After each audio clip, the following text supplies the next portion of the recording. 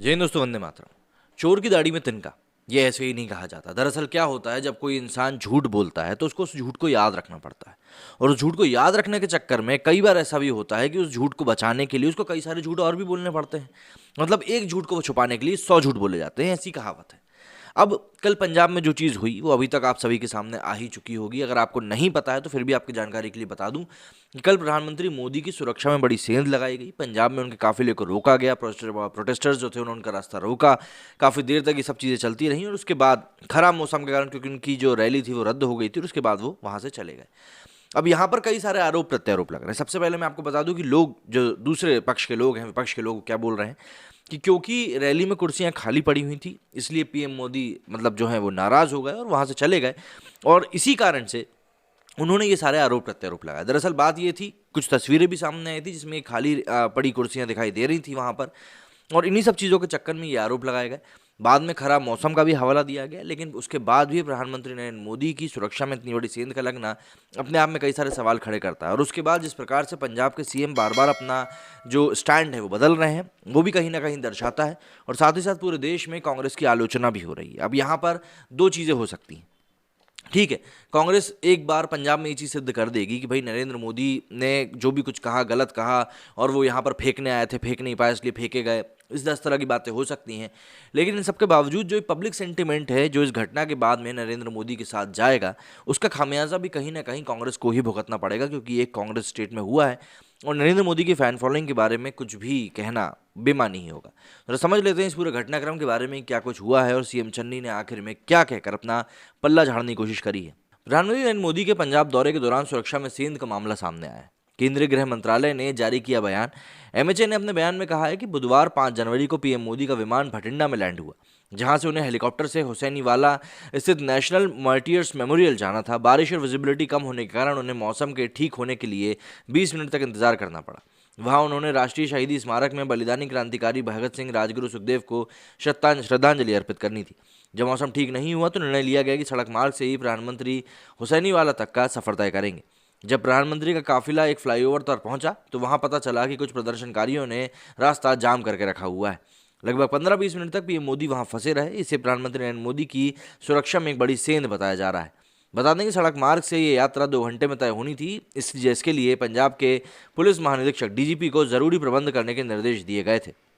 हुसैनीवाला से 30 किलोमीटर दूर प्रधान पीएम मोदी का काफिला फंसा रहा। पंजाब की कांग्रेस सरकार को पहले ही प्रधानमंत्री नरेंद्र मोदी के दौरे और उनके कार्यक्रमों के विवरण से अवगत करा दिया गया था। एमएचए ने भी इसकी पुष्टि की है। एमएचए के अनुसार ये पंजाब के पुलिस प्रशासन का काम था कि वो प्रबंधन के लिए जरूरी संसाधन की मांग करे और किसी आकस्मिक स्थिति के विषय में योजना तैयार करे।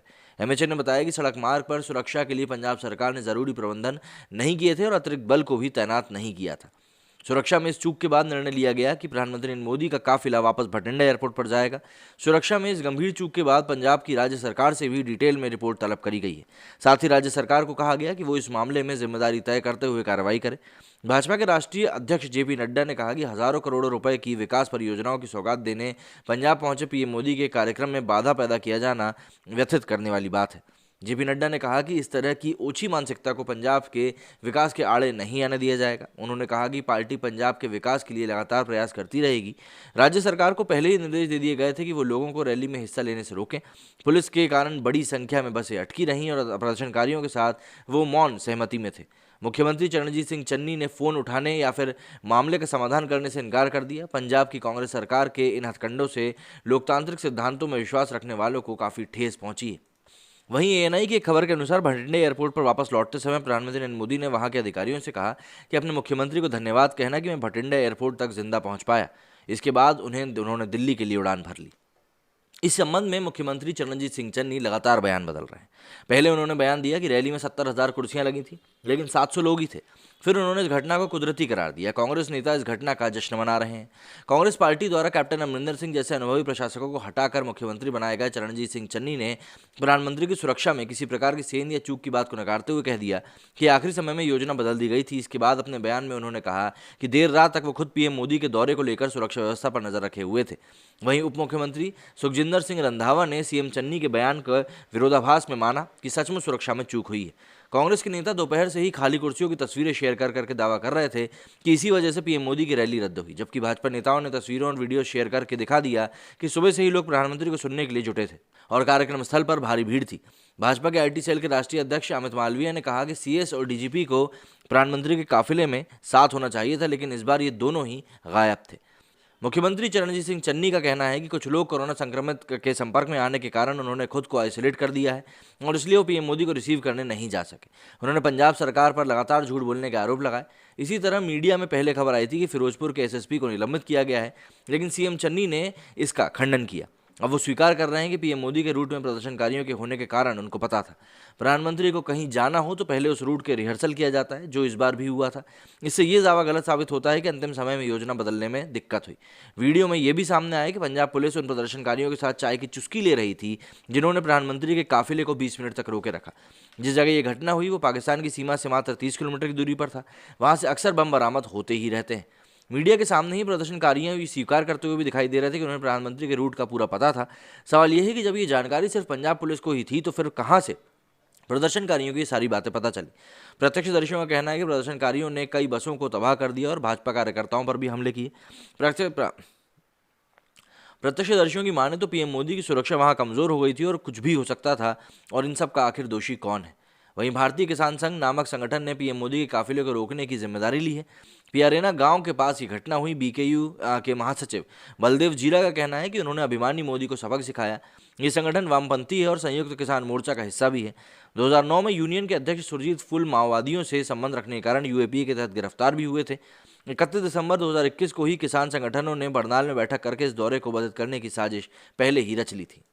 लेकिन अब राज्य सरकार की लगातार हो रही फजीहत को देखते हुए मुख्यमंत्री चरणजीत सिंह चन्नी लगातार अपना बयान बदल रहे हैं। अब उन्होंने कहा है कि प्रधानमंत्री काफिले के रास्ते को बदलने को लेकर कोई उन्हें सूचना नहीं दी गई थी, इसलिए ये दिक्कत हुई।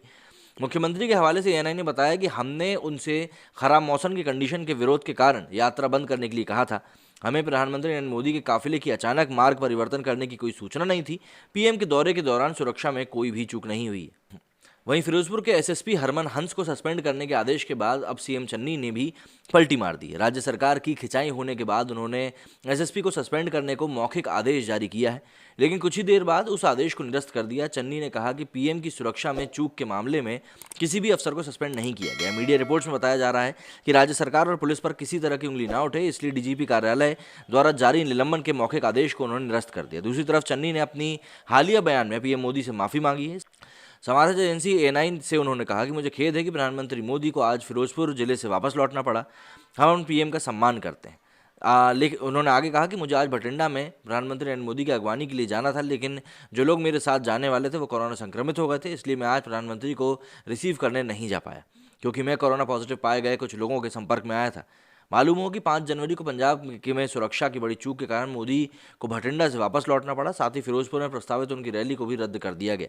भटिंडा एयरपोर्ट से वापस लौटते समय प्रधानमंत्री नरेंद्र मोदी ने वहां के अधिकारियों से कहा कि अपने मुख्यमंत्री को धन्यवाद कहना कि मैं भटिंडा एयरपोर्ट तक जिंदा पहुंच पाया।